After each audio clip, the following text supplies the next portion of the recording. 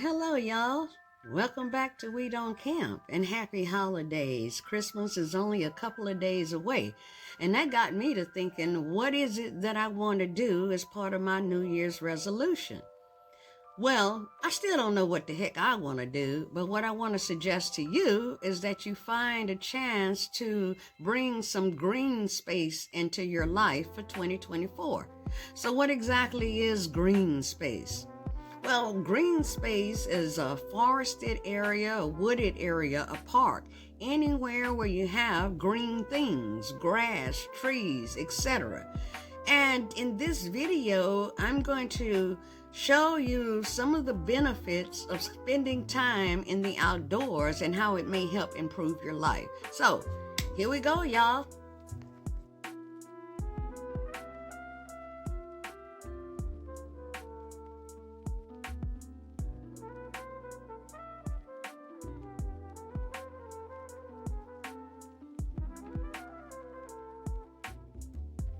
When I'm sitting out at the beach or any body of water, it could be a river or lake, I sit there and listen to the sounds around me. Sometimes, it's the sound of waves or the sound of seagulls.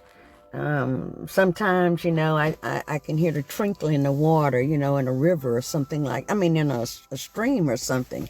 And so listening to those sounds, even if I have a slight pain going on, a headache, maybe my leg is hurting, it just feels a lot better than when I listen to those sounds and I am lying in bed somewhere or inside of a house.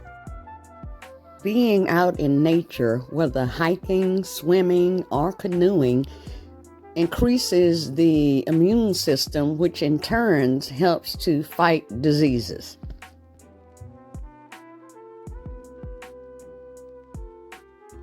Children as well as adults experience attention deficit hyperactivity disorder. Studies have shown that spending time in green spaces, parks, forests, etc., helps to reduce feelings of anxiety and stress. I met this woman once when I was at the beach, and she was there with her son. As we started talking, she was telling me how he had been diagnosed with cancer and had been given like 3 months to live. So the doctors gave her a choice of keeping him at the hospital and making him comfortable or allowing him to go home with her. She chose to bring him home with her. She said that she began to bring him to the beach every day. If it was no more than 30 minutes to an hour, they came every day. And here it was now, 4 years later, they're still visiting the beach, but more importantly, of course, he was still around. Am I suggesting that coming to the beach is going to cure cancer? Heck no, I'm not suggesting that at all. But what a lovely idea, as she kind of believed that coming out and being in the elements and the fresh air affected him being cancer-free today.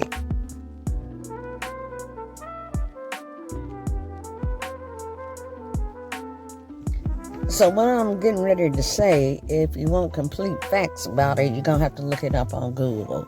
But overall, it's kind of understood that among the black community, African American, non-Hispanic blacks, whatever term you want to use, we tend to have a high rate of high blood pressure. And so we go and we get the medicine and start taking pills every day. But what about walking sometimes, maybe to the store or something, walking with your dog, riding a bicycle as a way to alleviate high blood pressure?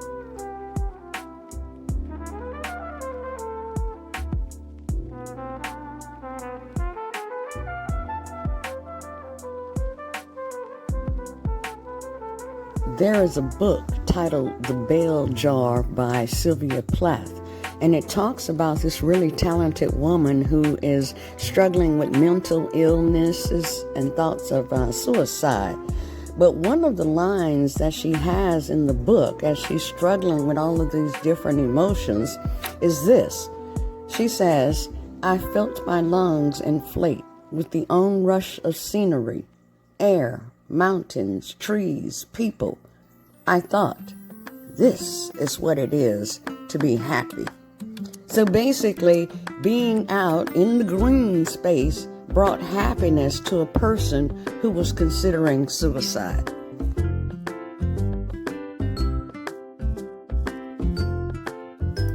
It has long been understood that exercising can help lower the risk for certain types of cancers, such as breast cancer, colon, or prostate. But in recent years, it's also been understood that vitamin D, which we get naturally from just being in the sun, can have a 30 to 50% reduction in the risk for developing those same types of cancers. So why not exercise out in the sun as a way to help prevent cancer? Get out there in those green spaces and exercise.